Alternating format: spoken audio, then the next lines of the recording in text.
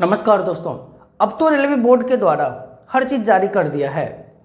मतलब अभी तक हम लोगों ने जितना अनशन किया, जितनी पिटाई खाई हम लोगों ने, उसके बदले में अब केवल एग्ज़ाम कैलेंडर मिल गया है। इस एग्ज़ाम कैलेंडर में हर चीज़ बाकायदा मंथ के साथ बतला दिया गया है। आपकी जो एएलपी की वैकेंसी है उसका नोटिफिकेशन जनवरी में आ गया है और वो उसी हिसाब से चलता रहेगा, जबकि टेक्नीशियन की वैकेंसी एएलपी से अलग आएंगी। मतलब आपको दोनों के अलग अलग फीस जमा करने होंगे। इसका थोड़ा सा फ़ायदा ये भी है कि आप एएलपी के भी पोस्ट अप्लाई कर सकते हैं और टेक्नीशियन के भी फॉर्म भर सकते हैं, क्योंकि हम लोगों के टाइम में जब 2018 में वैकेंसीज आई थी तो एएलपी टेक्नीशियन साथ में थी। वहाँ पे एक लड़का एक ही बोर्ड से एएलपी टेक्नीशियन के लिए फॉर्म भरता था। अभी आपके पास दो फॉर्म अलग अलग है, तो आपके पास दो ऑप्शंस बन जाते हैं। यदि आपका एएलपी का यदि एरिया वीक जाता है तो आप टेक्नीशियन वाले पे, यदि अच्छा जाए तो आप इधर कवर कर सकते हैं। इस तरह से देखा जाए तो एएलपी की जो वैकेंसीज है वो ऐसा बतलाया जा रहा है कि हर साल जनवरी में दे दिया जाएगा, और अभी जनवरी में जो इसका ऑनलाइन चल रहा है ये जब जैसे है वैसे ही रहेगा। तो हर तरीके से चारों तरफ से हमें बांध दिया गया है। अब हम तैयारी करने के लिए ही मजबूर होंगे और हमारे पास कोई रास्ता नहीं है। और यदि इसी बात पर अडिग रहे कि हर एक मंथ में जैसे शेड्यूल डेट दे दिया गया है रेलवे की सारी भर्तियां आने लगेंगी, तो बच्चे को फायदे भी होने वाले हैं। क्योंकि यदि एएलपी और टेक्नीशियन में उनकी पेपर खराब रही तो वो एनटीपीसी में अपना लक ट्राई कर सकते हैं। चलो वो ग्रेजुएट नहीं भी है तब वो लेवल 1 के लिए ट्राई कर सकते हैं। यानी हमारे पास अब हर एक 3 महीने 4 महीने के अंतराल पर वैकेंसीज आती रहेंगी, भर्तियां निकलती रहेंगी। यही दोस्तों अभी जो एएलपी चल रही है इसके बारे में तो आप लोगों को पता ही है। इसमें सीबीटी 1 होने वाले हैं, सीबीटी 2 और उसके बाद फिर साइको टेस्ट सीबीएटी टेस्ट होने वाले हैं। जो एएलपी में सीबीटी 1 की परीक्षाएं होंगी, वैसे ही देख लीजिए रेलवे की टोटल परीक्षाएं लेवल 1 का ले लीजिए, एनटीपीसी, सीबीटी 1, लोको पायलट और टेक्नीशियन की ले लीजिए। सारा का जो भर्ती का जो सिलेबस है ना, मोटा मोटी सेम ही है। आपको मेन रूप से साइंस पे पकड़ करना है, क्योंकि अब जो रेलवे की बोर्ड की जितनी भी भर्तियां निकल रही है सब साइंस को एक फर्स्ट प्रायोरिटी दे रहा है। सारे क्वेश्चंस को आप देख लीजिए, किसी भी क्षेत्र का देख लीजिए, आप लोको पायलट का देख लीजिए, टेक्नीशियन का देख लीजिए, एनटीपीसी या फिर ग्रुप डी का देख लीजिए। जितनी भी भर्तियां निकाली जा रही है रेलवे का, सब में साइंस का एक अलग ही पोर्शन है, साइंस का एक अलग ही रुतबा है। जब ऑनलाइन एग्जाम नहीं होती थी 2018 से पहले आप चले जाएंगे तो उसमें जीके सबसे ज्यादा पूछा जाता था, लेकिन अभी साइंस का माहौल चल रहा है दोस्तों, तो आपको साइंस पर पकड़ करना ही होगा। अब सीबीटी 1 का ही बात कर लीजिए। सीबीटी 1 में 20 क्वेश्चंस मैथ के रहेंगे और 20 क्वेश्चंस जनरल साइंस के रहेंगे। मतलब 20 क्वेश्चंस मैथ के और 20 क्वेश्चन साइंस के रहेंगे।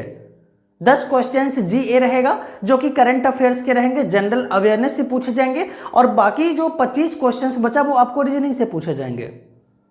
मतलब अब जीके को बहुत कम दिया गया है। जो हम लोग अकबर बीरबल बाबर पढ़ते रहते थे उसको अब कम कर दिया गया है और उसको मिनिमाइज करके साइंस का पोर्शन बढ़ा दिया गया है। अब जैसे सीबीटी 2 की ही बात कर लीजिए, सीबीटी 2 में आपको मैथ्स, रीजनिंग और इसके साथ साथ साइंस का मिला के टोटल 100 क्वेश्चंस रहेंगे, और ये सीबीटी 2 का सिलेबस है।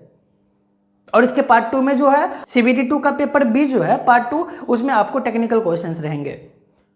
तो आपको मोस्टली रूप से मोटा मोटी ये देखा जाए तो साइंस के पोर्शन को आगे लेके चलना है। साइंस में जो भी है आपका बायोलॉजी है, केमिस्ट्री है, फिजिक्स है या फिर इन्वायरमेंटल है, आपको इन चीज़ों पे पकड़ करनी पड़ेगी और आपको शुरू कर देना होगा अब ये पढ़ाई एकदम जीरो लेवल से स्टार्ट करके। क्योंकि अब आपके पास यदि थोड़ी सी भी कतई साइंस में कमी रह गई तो शायद आगे जाके आप लड़खड़ा जाएंगे, क्योंकि सारा बच्चा अब लग चुका है इस चीज़ की तैयारी में। सिमिलरली यदि हम लेवल 1 की बात कर लें तो लेवल 1 की जो 100 क्वेश्चंस होती है उसमें मैथ, रीजनिंग और साइंस मिला के तकरीबन 70 से 80 क्वेश्चंस हो जाते हैं। तो बिल्कुल नहीं घबराना है और आपको एकदम लेके चलना है कि मैथ, रीजनिंग और साइंस ही अब आपके हर एक रेलवे के मेन सिलेबस में आने वाले हैं। आपको इसी हिसाब से तैयारी करना होगा कि आपको अब मैथ्स के लिए भी पूरा टाइम देना है अपने प्रिपरेशन में, रीजनिंग के लिए भी पूरा टाइम देना है और फिर साइंस के लिए भी पूरा टाइम देना है। और घबराने की बात बिल्कुल भी नहीं है। बहुत सारे मटेरियल्स ऑनलाइन अवेलेबल है, बहुत सारे ऑफलाइन है, और यूट्यूब पर भी हजारों टीचर्स अपने आप से पूरा एफर्ट लगा रहे हैं आपको समझाने में कि कैसे आप साइंस को इजीली समझ पाएं। बस जरूरत है तो आपको अपने माइंडसेट करने की जरूरत है।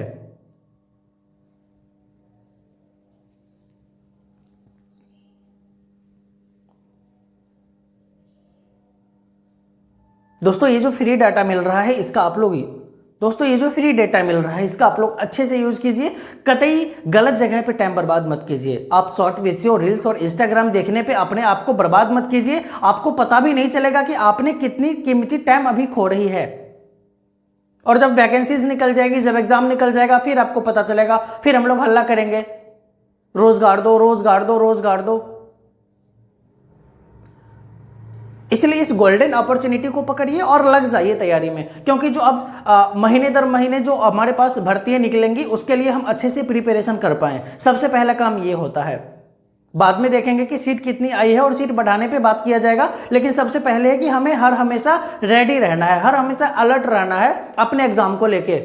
मेरे अंदर तैयारियां हैं, हम तैयारी को पूरे कर लिए हैं, हम अपनी तैयारी में लगे हुए हैं, इसके बाद हम आगे सेकेंडरी चीज पे ध्यान देंगे।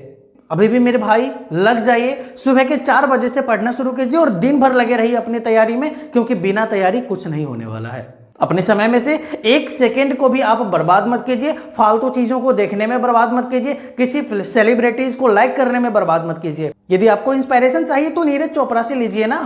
यदि आपको इंस्पायरेशन चाहिए तो जो देश के लिए काम कर रहा है, जो देश का नाम कर रहा है, उससे आप इंस्पायरेशन लीजिए, ना कि उसको जो आपको धर्म के खेल में बिजी रखे हुआ है, हिंदू और कुरान में, बाइबल और कुरान में, गीता और महाभारत में लड़ाई लगवा रहा है।